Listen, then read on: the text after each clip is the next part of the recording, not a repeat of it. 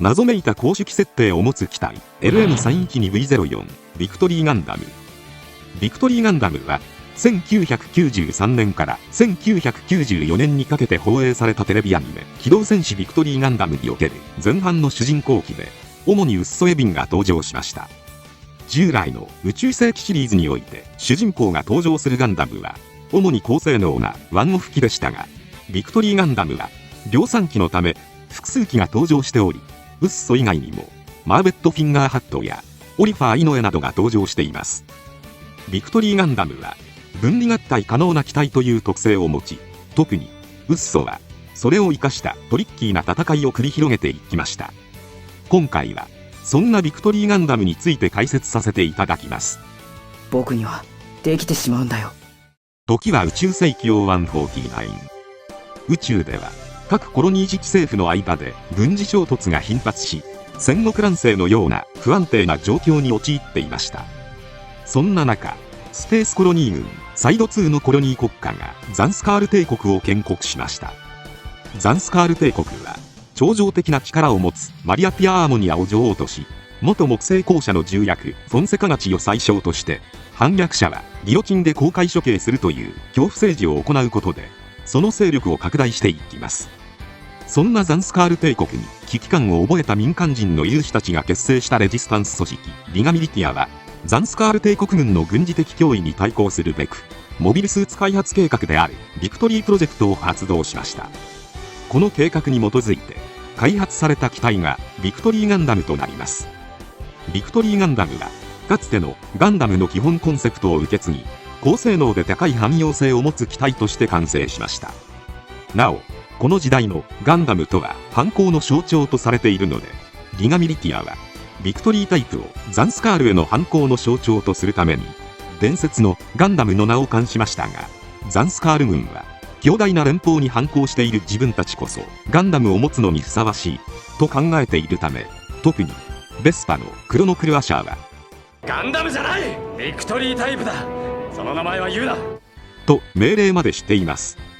機体特性としては、まず汎用性を高めるためにコアブロックシステムが採用されており、ジェネレーターを搭載するコアファイター別名 B パーツを中核として腕部を構成するトップリム、通称ハンガー別名 A パーツ、そして脚部となるボトムリム、通称ブーツ別名 C パーツを組み合わせる3分割方式で構成されています。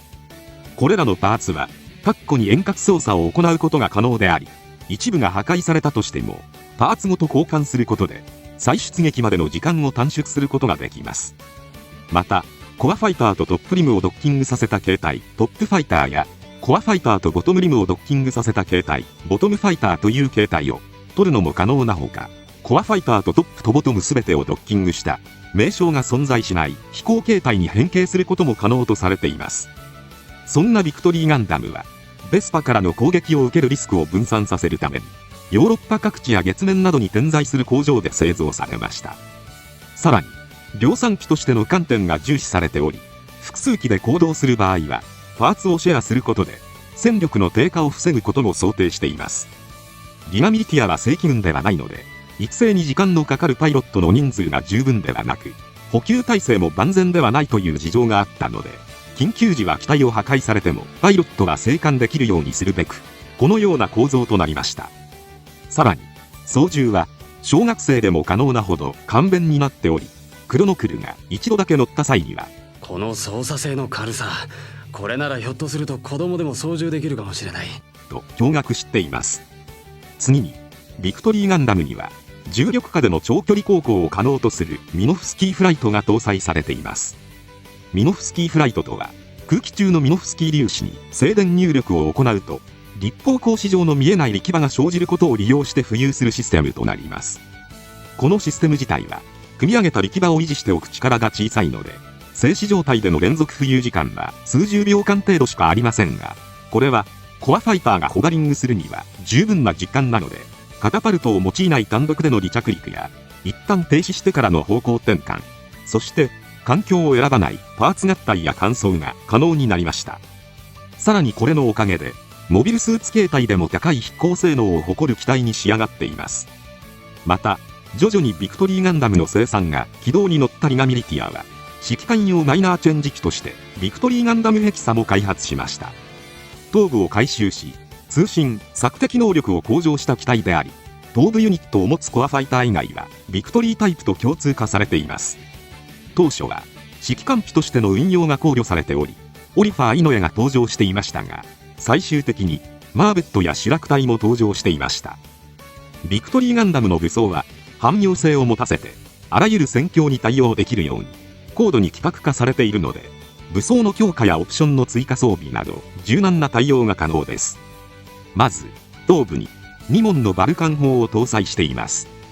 モビルスーツ形態での使用はもちろんのこと、コアファイター形態でも頭部を引き出せば角度問わず攻撃を繰り出すことが可能です。前腕内部にはビームサーベルを内蔵しています。出力を上げて延伸することが可能なほか、ビームを扇状に展開してビームシールドのように使用することも可能です。なお、この扇状のビーム刃は多くのガンプラに付属しており、時にビームハリセンなどと揶揄されることもありますが、劇中では使用したと思われる描写はほとんどなく、第21話でヤツデビームサーベルと併用してトラップを仕掛けた際にのみ扇状に展開しているように見受けられます。他には2機のサーベルを十字に組み合わせて投げつけるといった独特な使い方をするシーンも見られます。両肘にはビームシールドを搭載しています。出力を調整することでシールドのサイズを変えられるため、短時間であれば艦艇を防御できるほど巨大なサイズにすることができます。なお、書籍ニュータイプ 100% コレクション機動戦士ビクトリーガンダムボリューム2によると、検討段階ではビームシールド内にビームサーベルが内蔵されているという構造になっていましたが、この構造だとシールドとサーベルの同時使用に制限が発生するということから不採用になったことが明かされています。またこれが理由なのか、媒体によってはビームサーベル所持数は片腕2本の両腕合計4本と記載されているものも存在します。携行可能兵装としては、まずガンイージと共用しているビームライフルを持ちます。内蔵エネルギーキャップとエネルギーパックの併用方式を採用しているため、エネルギーを外部から供給しなくても使用することが可能ですが、基本的にモビルスーツ本体のジェネレーターからエネルギーを供給して使用します。分離して威力の低いビームピストルとして使用することも可能なほか、マニピュレーターで保持せずにハードポイントに接続して使用することもできるため、劇中ではトップリムがない状態の時に脚部に接続して使用する様子も見られます。次に追加装備として脚部に4連装ミサイルポッドを使用する姿も見られます。劇中ではマーベット機が使用しているだけではなく、ウッソの V2 ガンダムも使用していました。また他にも描写が少ない装備ですが、両腰に搭載可能なビームカノンや使い捨ての単発式バズーカ、ディスポーザブルバズといった武装も存在します。次にオプション装備としてオーバーハングパックがあります。これは2門の大型ビーム砲オーバーハングキャノンとブースターを備えた複合兵装であり、これを背部に装着したビクトリーガンダムはビクトリーダッシュガンダムと呼ばれ、攻撃力の増強と機動性向上、そしてクルーズ機能が強化されます。またオーバーハングパックを装着したコアファイターはコアブースターと呼ばれ、追加されたブースターによって高い推力を誇ります。さらにガトリングとビームを発射することも可能です。オーバーハングキャノンは非常に高い火力を誇り、連射も可能ですが、大型固定兵装がゆえに取り回しが悪いので、基本的に射撃方向は機体の姿勢に依存します。そのため敵機に懐へ潜り込まれて破壊されることもありました。その他には太陽発電衛星ハイランドで発見したビームスマートガン、別名メガビームライフルとヤツデビームサーベル、別名ビームトライデントも使用しています。ビームスマートガンは30年ほど前の設計でありつつも、従来のビームライフルより命中精度、威力、連射性が優れていることから後に量産されました。なお作中ではその形状から物干し竿と呼ばれています。またヤツデビームサーベルは三つ股のビーム発信部を持ち、さらに尾の部分からもビーム刃の形成が可能です。劇中では三つ股状にビームを展開し、同じく扇状に展開したビームサーベルと組み合わせてビームシールド状のトラップを作り出す様子が見られます。こんにちは、カテジナルースさん。今日僕は本物のモビルスーツを操縦してしまいました。ビクトリーガンダムは、劇中で物語前期の主役機として登場し、ウッソエビンの天才的なパイロット技量と、ビクトリーガンダムの汎用性の高さもあって、素晴らしい戦果を上げました。ウッソは、トップとボトムパーツをパージして、質量弾として敵にぶつけるという、通称パーツアタックを駆使して戦い抜いていきます。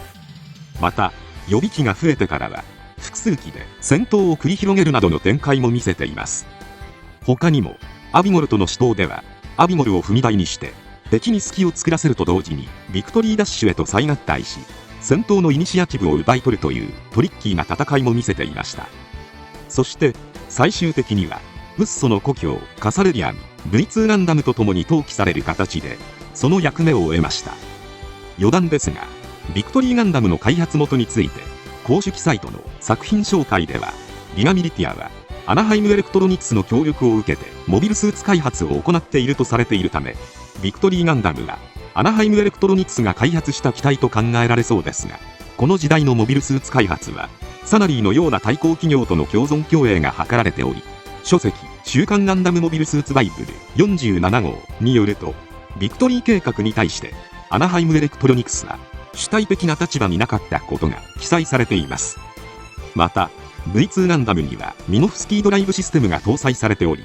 V2 ガンダムの開発者は、ウッソの母親、ミューラ・ミゲルとなっているのですが、漫画、クロスボーンガンダム、鋼鉄の7人では、同一人物か不明なものの、サナリーにミューラという人物が登場して、ミノフスキードライブシステム開発に尽力しているため、ビクトリータイプにはサナリーが関与していると思われる描写が、ぼかされつつも各所に存在しています。もしかしたら、サナリーとビクトリータイプを結びつける聖子となる物語が今後登場するのかもしれません。よくわかりません。母さんです。今回は以上となります。チャンネル登録されるかはお任せいたしますので、もしよければ、もう一本、動画を見ていただけたら、とても嬉しいです。最後までご視聴いただき、ありがとうございました。